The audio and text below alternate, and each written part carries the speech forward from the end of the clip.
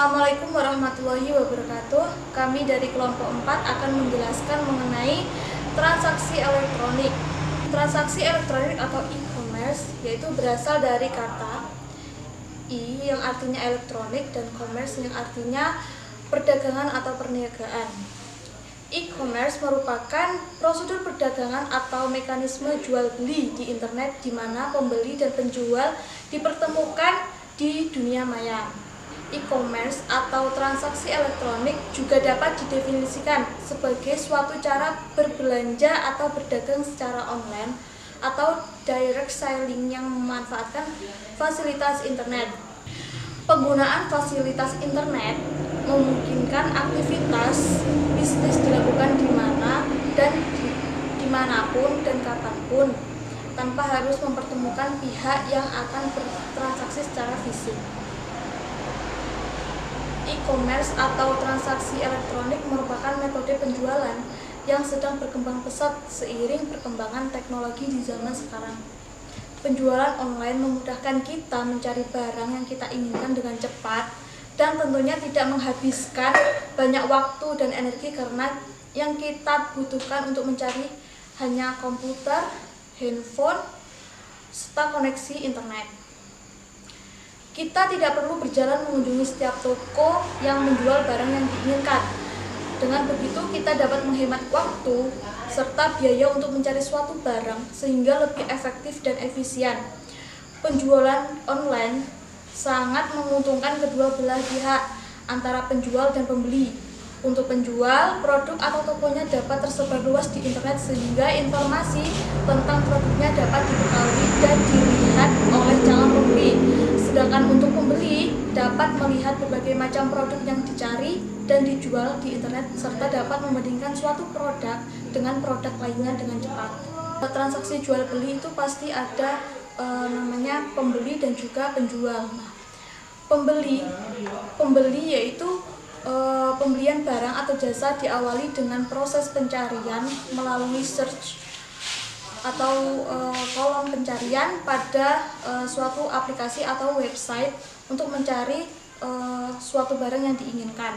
Nah, sedangkan penjual yaitu barang atau jasa yang ingin dijual harus memiliki member komunitas pada suatu website atau aplikasi yang diinginkan. Jadi penjual itu harus memiliki member terlebih dahulu untuk memastikan pihak penjual itu tidak melakukan penipuan.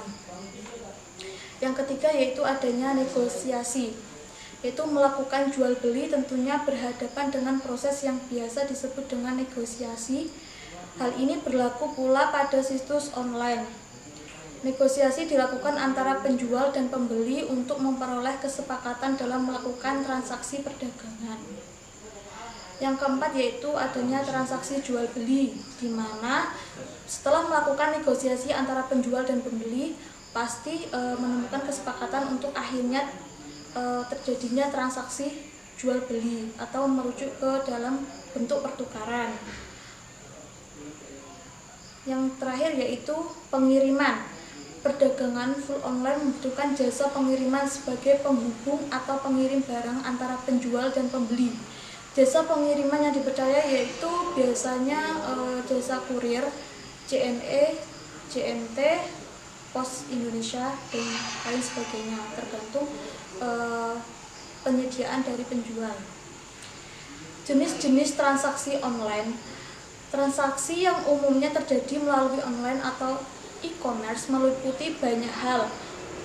Maka untuk memberikannya perlu dikelompokkan ke dalam beberapa jenis-jenis transaksi online, yaitu yang pertama business to business. Business to business yaitu suatu transaksi yang terjadi di antara perusahaan. Dalam hal ini baik pembeli maupun penjual adalah sama-sama sebuah perusahaan dan bukan perorangan. Yang kedua yaitu business to consumer, yaitu model transaksi ini adalah transaksi antara perusahaan dengan konsumen atau individu. Jadi antara penjual dan individu. Yang ketiga yaitu consumer to consumer. Transaksi ini merupakan jenis transaksi jual beli yang terjadi antara individu dengan individu lainnya yang akan saling menjual barang, atau antara individu yang menjual barang dan individu yang akan membeli suatu barang.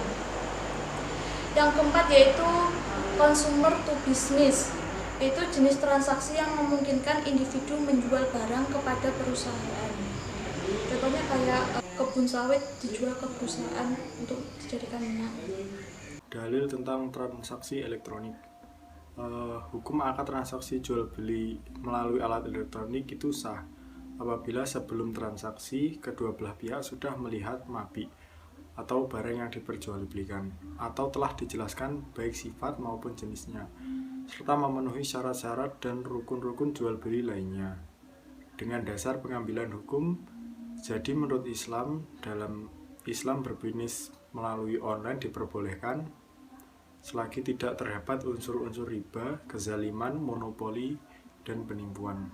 Dalil tentang jual beli elektronik yang pertama adalah ayat Al-Quran yang berhubungan dengan jual beli riba tadi, yaitu surat Al-Baqarah ayat 275.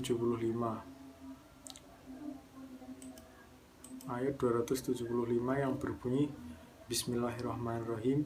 Alladzina ya'kuluna riba la yaqumuna illa kama yaqumul ladzi yatakhabbathu syaitanu minal mas. Dzalika bi annahum qalu innamal bai'u mislur riba wa halallahu baina wa harrama rabba. Faman ja'ahu mau'idatum marrabbihi fantaha falahu ma salaf wa imra'atuhu ilallah wa man ada faulaika ashabun nar hum fiha khalidun.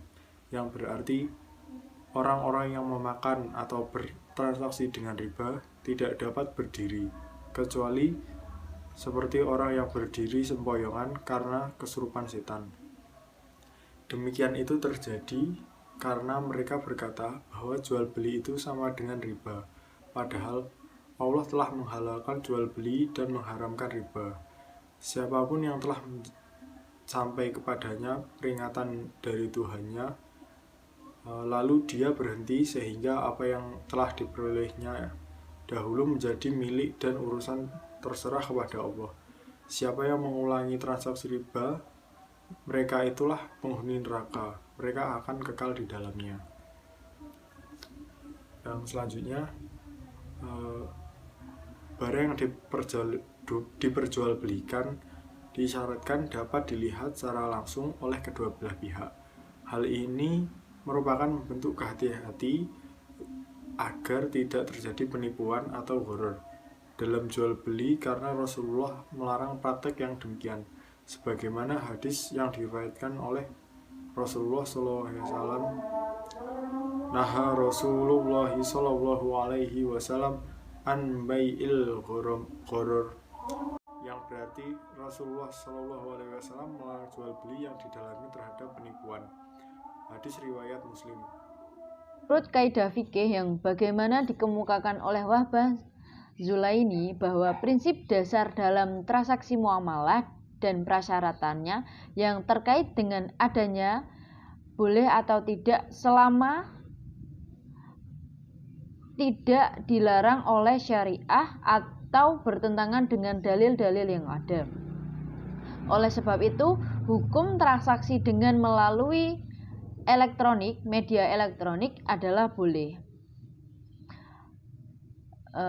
Dalam prinsip maslahah, karena akan kebutuhan manusia dengan kemajuan teknologi saat ini, dengan berusaha untuk memperbaiki dan menghindari kelemahan dan penyimpangan dari teknik syariah. Berdasarkan tuntunan ajaran Islam, setiap usaha harus dilakukan menurut ketentuan hukum yang berlaku agar tidak ada kelompok atau pihak yang dirugikan. Untuk itulah, usaha untuk kegiatan bisnis tidak boleh menyimpang dari syariat Islam maupun ketentuan umum yang berlaku dalam suatu negara. Setiap usaha yang merugikan seseorang atau melanggar undang-undang akan dikenakan sanksi, sedangkan dalam Islam transaksi dianggap batal.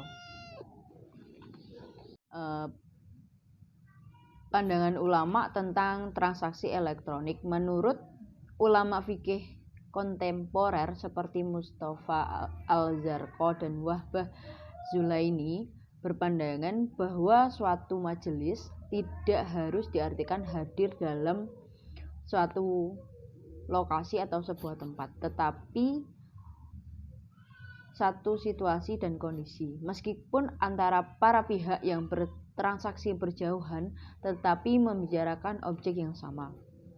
Terlebih dengan kecanggihan teknologi yang ada saat ini, di mana seseorang yang berjauhan bisa saling melihat gambar dan mendengarkan secara langsung dengan jelas seakan berhadapan dengan langsung. Hal ini tentunya memenuhi kriteria satu majelis dalam syarat sebuah transaksi jual beli.